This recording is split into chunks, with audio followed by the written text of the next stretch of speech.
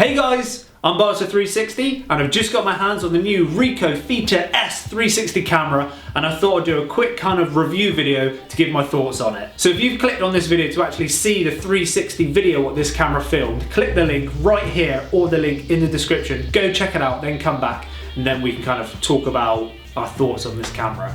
So if we actually start with when you buy the camera, what do you actually get inside of the box? So when you open the box, you get your 360 camera, you get a cable, you get your case, and also an instruction manual. So if we actually take a closer look at the camera itself, you can see that it's nice and compact. It doesn't really have any buttons on it. It has a power button, it has a Wi-Fi button, video and camera button to change between video and camera mode, and also a shutter button. Only issue I've noticed with the actual design of this camera is that the lenses poke out further than the body itself. Now this is obviously because it's 180 degrees. If anything came out in front of the lens, that will be in shot all of the time. So that's the reason why the lenses have to be out further. But the issue is if you rest it down, if you put it on a table or something, the lenses might get marked and scratched quite easily. So what I've done, when the camera came in the box, it came in this kind of like polystyrene kind of rubber sleeve. So I literally keep the camera in that all the time so it doesn't get marked or knocked. And also, I noticed that the size of this camera is almost exactly the same size as a glasses case. This is just a free glasses case which I got from Specsavers. This camera fits in there absolutely perfectly. It doesn't really rattle around at all, so you can put that in your bag and you don't have to buy an extra case. A little money saving tip right there. And the only thing I wish this camera had would have been a slot to put an SD card in or a micro SD card. It has its own internal memory, which is amazing, but once that's filled up, you then have to put all of that information onto your phone or onto your computer. If I had an option to have an SD card, you could literally take a bunch of these and not have to worry about connecting it to another device. And this camera does have Wi-Fi, which means you can link it to your phone, your smartphone, your tablet, and you basically use your phone as the monitor of this camera, because obviously it doesn't have a monitor. So you link it through the Wi-Fi and you can look at everything which has been taken on this camera. Once you click it, it transfers from here onto your phone through the Wi-Fi. So once you've transferred anything off of the camera onto your phone through the Wi-Fi setting, you can then look at the 360 pictures or videos on your phone, show your friends or show your family. And also with the Wi-Fi setting, you can use your phone or your tablet as an external monitor for this camera. So in real time, as you can see, I can literally spin around within 360 and you can see exactly what this camera is picking up in any direction. You can then press the button on there, which is the same as the shutter button on the camera, to take the picture. So you can in theory set this camera up elsewhere, use this Wi-Fi setting to start filming, stop recording, or do whatever you want with it. And one great thing as well about the camera connected through Wi-Fi to your phone, when you use the app, you can go into the settings such as shutter speed or ISO or white balance, and you can actually change what the camera is going to be taking the picture of. So you can put a long shutter speed on if you want to take a picture of a night sky or something. So there's a lot of flexibility within that. And one other thing which is quite good about the design of this camera is it's got a flat bottom, which basically means you can literally put it on a table, you can walk away, you don't need a stand for it, it's not going to fall over, it's quite sturdy. So it's such a great day outside, I thought I'd actually take this camera outside into the real world with this selfie stick and go shoot a 360 video. We're rolling. Hey guys, and welcome to my first 360 degree video. Perfect spring day. Perfect. This is like what I wanted to test this bad boy out. A beautiful day, a lovely like scenic walk so everyone can kind of, you know, fully see everything around. See the mischief that Riley gets up to. Okay, so I've just filmed my 360 video on the camera, but now I want to basically make an interactive 360 video and put it onto YouTube. But you might be thinking, how do you do that? How does it know? Well, it's actually quite simple. There's just a few extra steps you have to do. First of all, I connect the camera to my laptop and use image capture to drag all of the files into my computer.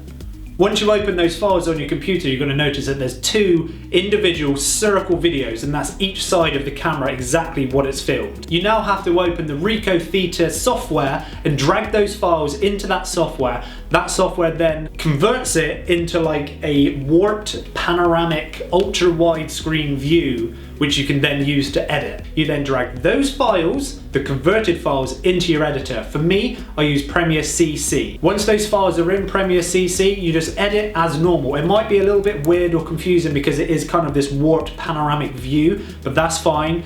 You then just edit as normal, add in your music, you put in your titles and stuff. One thing to note is that the titles, you have to make them a lot smaller than you actually think, because you got to think that that stretch panoramic view is a full 360. So the titles really have to be quite small because everything is kind of stretched and bigger once it's in 360. Now, one thing to note is once you've done your editing, you finished it and you export it, you then have to take it into your third bit of software, okay? And this adds on the metadata, which has been stripped off of it once you've been editing it. Now, I'm not going to go into detail of what the metadata is. The metadata is basically a little bit of code which goes onto that file, so when you upload it onto YouTube, it knows it's a 360 interactive video. And that little bit of software is called 360 Video Metadata Tool. All you've got to do is drag your file into it, press spherical, save it, and it puts that metadata on. It takes no time at all. It doesn't have to re-export. It literally just puts that metadata on. You then go onto YouTube, upload that video, and it knows it's that 360 video. And the software, what I've just been talking about, the Ricoh THETA software and the metadata tool, they're both free. Links are down in the description below. So for me, I think the workflow is quite simple. You don't really have to do much to it because the apps do everything for you. You just have to put it through those extra 2 bits of software, which doesn't really take much time at all. But once it's uploaded onto YouTube, you need to remember that only certain browsers allow you to use it in 360, such as Safari doesn't allow you to use it, but Chrome does. And I think one of the coolest ways to actually watch a 360 video isn't just by scrolling it around with your finger, is to sit on an office chair and to be able to spin around, and you can see the 360 video in real time as it's playing whilst you're spinning around, so you can actually see whatever you want to see. So now I've had a proper play with this camera. I've filmed with it, I've edited with it, I've uploaded a video with it. What is my review and thoughts on this camera? For me personally, I think for £299, it's a good camera. It films exactly what you want to film. It films these amazing 360 videos, very interactive. It makes the viewer, the audience, feel part of the video. If you're looking for high-end, really high crisp HD video, it's not quite there yet, because at the moment we are so used to this like high-end 1080 60 frames a second video or 4K or something. This camera isn't quite there, because once it's kind of been stretched around to make this 360 style video, it loses its quality. So it's not the perfectly crisp video of what we are expected to see at the moment. So give it a year or a few years until it can kind of catch up with where we are now. I think that is where the future is going to be. But you might have seen some higher end 360 videos and they're done with like a bunch of GoPros or something. So that is going to cost a lot more money than this one for like $299. So my overall opinion is a very, very good camera for the price. It's very interactive. If the idea and the video of what you're going to be filming in 360 is interactive enough, I don't think people will mind that the quality is slightly lower. So for me, I'm going to carry on using it for like my adventures and going exploring and stuff, because I believe that the viewer feels so much more part of the video.